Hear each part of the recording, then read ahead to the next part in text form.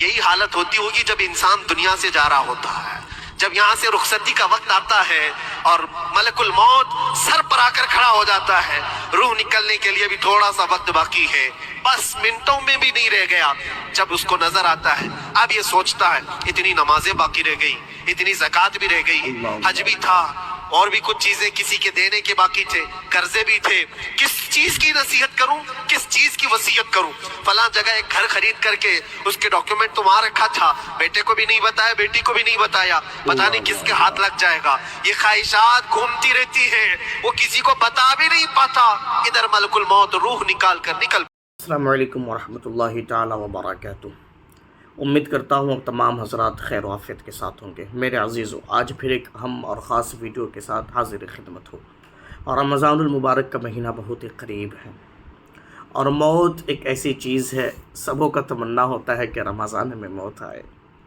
موت کی تیاری بھی کرنی چاہیے، موت کے کیا خبر کب آ جائے، تو موت کی تیاری کرنی چاہیے۔ موت کے بعد کیا ہوتا ہے، موت کے وقت کیا معاملات ہوتے ہیں، حضور مفتی سلمان اظہری صاحب قبلہ کی بہت ہی اہم بیان ہے، آپ ضرور سنیں اور لازمی سے شیئر کریں، لائک کریں، کمنٹس کریں اور چینل کو سبسکرائب بھی کریں۔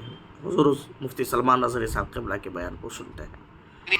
دماغ میں دنیا کے بہت سارے فطور بھرے ہو تو تھوڑی چیزیں ڈیلیٹ کر دو، تھوڑے دنوں کے لیے اپنی اس ایکٹیو لائف کو روک دو اور آ جاؤ اللہ کی بارگاہ میں اور آنکھ بند کر کے اس کی طرف لو لگاؤ، اس لیے کہ ہماری بیٹری جو چارج ہوگی وہ خالق کائنات سے ہی ہوگی، بنانے والا ہی بہتر جانتا ہے اس کی زندگی کس چیز سے چلتی ہے۔ اور اسی لیے کہا ہے، امام غزالی رحمۃ اللہ تعالی علیہ فرماتے ہیں، جو بندہ اللہ کے ذکر سے کئی دن تک غافل ہوتا ہے تو مردہ لاش ہے جو چل رہا ہے، بازاروں میں جو چل پھر رہا ہے، ذکر الہی نہیں کرتا تو اس کی روح ختم ہونے کے قریب آئی ہے، یہ زندہ لاش ہے۔ یہاں زمانے ہو گئے، مہینوں بیت گئے، برسوں ہو جاتے ہیں، کتنے دن ایسے ہیں آپ نے اللہ کے ذکر کے لیے الگ سے وقت نکالا ہو؟ کہاں ہے وقت؟ نماز بھی ایسے پڑھ کر کے بھاگ جاتے ہیں جیسے لگتا ہے کہ کوئی چیز ہمارے اوپر سوار تھی، جلدی سے ہٹا دی اور بھاگ گیا۔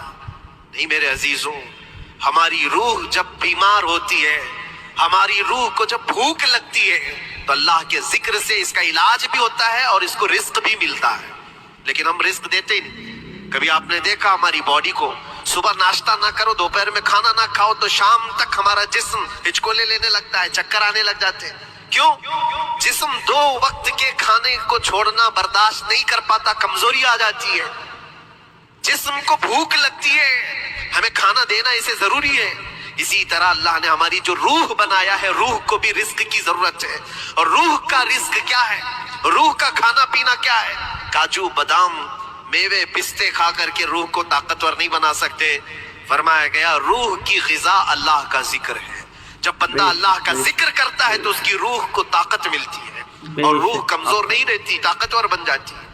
عزیزان گرامی وقار، پھر میں خلاصتاً یہ بات کہوں گا کہ ہم نے دنیا میں اتنی ساری چیزیں پھیلا لی ہیں، اتنے سارے، جس کی وجہ سے غموں کا بوجھ ہمارے دماغ پر طاری ہے، اور ایک وقت وہ آئے گا جب ساری چیزیں چھوڑ کر کے فوراً بھاگنا پڑے گا، نکلنا پڑے گا۔ کچھ لوگوں کے متعلق کہا گیا ہے کہ روح نکلنے کے وقت اس کو بہت تکلیف ہوتی ہے، سب کے لیے نہیں، کچھ ایسے لوگ ہیں جن کی روح نکلنے کے وقت درد زیادہ ہوتا ہے، تکلیف زیادہ ہوتی ہے مرنے کے وقت۔ پوچھا گیا کیوں؟ کہا کہ یہ روح جو ہے اس کی ساری بنائی ہوئی چیزوں میں اٹکی ہوئی ہے، اس کی اولاد میں بھی ہے، اس کے مال میں بھی لگی ہوئی ہے، اس کے گھر میں بھی لگی ہوئی ہے، اس کے جائیداد میں بھی لگی ہوئی۔ روح جب نکل رہی ہوتی ہے ان سب چیزوں سے بھی نکل رہی ہے، جہاں جہاں اس کی خواہشات لگی ہوئی تھی سب جگہ سے کھینچا جا رہا ہے، تو درد بڑھتا چلا جاتا ہے، تکلیف بڑھتی چلی جاتی ہے، اور پھر وہ جب دیکھ رہا ہوتا ہے خالی ہاتھ جا رہا ہو، تکلیف زیادہ ہوتی ہے۔ اسی لیے میرے عزیز اللہ کے نبی صلی اللہ تعالیٰ علیہ وسلم کا جب آخری وقت آیا، آپ کے وصال کا وقت آیا، حضور نے اپنی بیویوں کو بلایا، ازواج مطہرات کو بلایا اور پوچھا کہ کس کے پاس کتنا سونا ہے، کتنا زیور ہے؟ ازواج مطہرات نے کہا میرے پاس اتنا ہے، ان کے پاس اتنا ہے، سب نے اپنے چاندی سونے کے زیورات لا کر پیش کر دیا۔ حضور پاک صلی اللہ علیہ وسلم نے فرمایا، اے میری بیویوں، اے میری ازواج، اگر تم چاہو تو یہ سب اللہ کی راہ میں خیرات کر دو، اللہ کی راہ میں اس کو وقف کر دو، خیرات کر دو۔ بیویوں نے پوچھا یا رسول اللہ صلی اللہ علیہ وسلم کیا آج سے سونا چاندی پہننا حرام ہو گیا ہے؟ کیا ہمارے لیے ناجائز ہو گیا ہے؟ نبی پاک صلی اللہ علیہ وسلم نے فرمایا نہیں، زینت تو تمہارے ہی لیے ہے، سونا اور چاندی تمہارے لیے ہے، حرام نہیں ہے، ناجائز نہیں ہے۔ لیکن میں دیکھ رہا ہوں میری زندگی کا آخری وقت آ گیا، میں رب ذوالجلال کی بارگاہ میں جانے والا ہوں، میں یہ چاہتا ہوں کہ اس حال میں دنیا سے جاؤں کہ میرے گھر میں سونا چاندی کا کوئی ٹکڑا پڑا ہوا نہ ہو اور اللہ کی بارگاہ میں فقیر اٹھایا جاؤں۔ سبحان یہ نبی اللہ۔ پاک صلی اللہ تعالیٰ علیہ وسلم کی خواہش ہے کہ میں اللہ کی بارگاہ میں اس حال میں جاؤں کہ میرے گھر میں کوئی چیز رکھی ہوئی نہ ہو، سونا اور چاندی، مال و دولت۔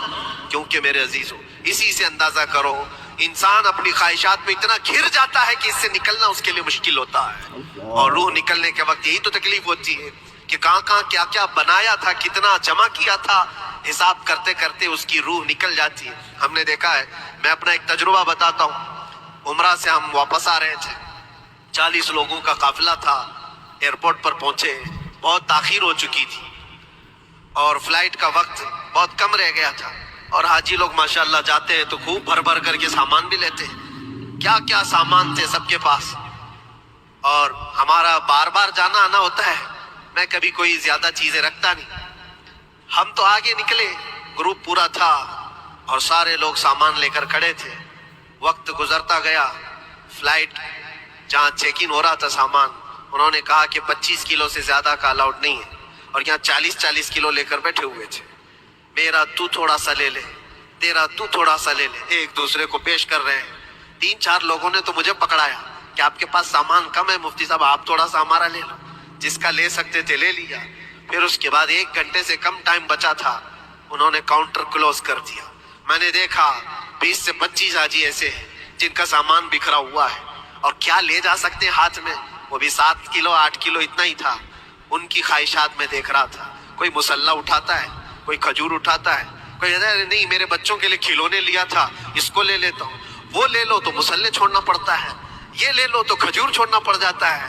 کسی نہ کسی طرح سے وہ لوگ آخری وقت 2-4 چیزیں لے کر کے نکل رہے تھے، اور بکھرا ہوا پورا سامان ایئرپورٹ پر ایسے ہی موجود تھا۔ 1-2 کلو نہیں، کتنے کلو کا سامان چھوڑ کر کے یوں ہی آنا پڑا۔ یا تو پھر فلائٹ کے سفر پہ جاؤ یا سامان میں لگے رہو، 2 ہی آپشن تھے، اور کون وہ چھوٹے سامان کے لیے اپنا سفر ملتوی کرتا۔ واپس آئے، حسرت بھری نگاہوں سے دیکھتے رہے اپنے سامان کو، اور پھر اندر آ کر جب بیٹھے میرے ذہن میں یہ بات گونجنے لگی، یہی حالت ہوتی ہوگی جب انسان دنیا سے جا رہا ہوتا ہے، اللہ، جب یہاں سے رخصتی کا وقت آتا ہے اور ملک الموت سر پر آ کر کھڑا ہو جاتا ہے، روح نکلنے کے لیے بھی تھوڑا سا وقت باقی ہے، بس منٹوں میں بھی نہیں رہ گیا۔ جب اس کو نظر آتا ہے، اب یہ سوچتا ہے اتنی نمازیں باقی رہ گئی، اتنی زکوٰۃ بھی رہ گئی، حج بھی تھا، اور بھی کچھ چیزیں کسی کے دینے کے باقی تھے، قرضے بھی تھے، کس چیز کی نصیحت کروں، کس چیز کی وصیت کروں؟ فلاں جگہ ایک گھر خرید کر کے اس کے ڈاکیومنٹ تو وہاں رکھا تھا، بیٹے کو بھی نہیں بتایا، بیٹی کو بھی نہیں بتایا، پتہ نہیں کس کے ہاتھ لگ جائے گا۔ یہ خواہشات گھومتی رہتی ہے، وہ کسی کو بتا بھی نہیں پاتا، ادھر ملک الموت روح نکال کر نکل پڑتی۔ اللہ، موت آنی ہے، موت کی تیاریاں کریں۔ دنیا میں جینا ہے، کب تک جینا معلوم نہیں، لیکن دنیا کی ہم تیاری کرتے ہیں۔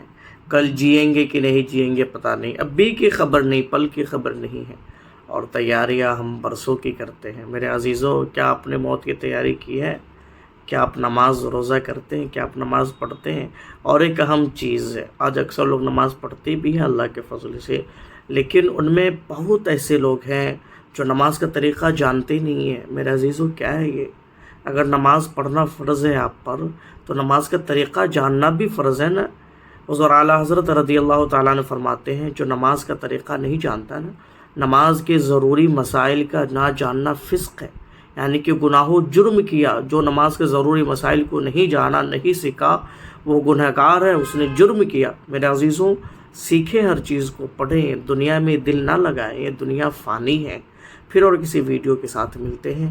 السلام علیکم ورحمۃ اللہ تعالی وبرکاتہ۔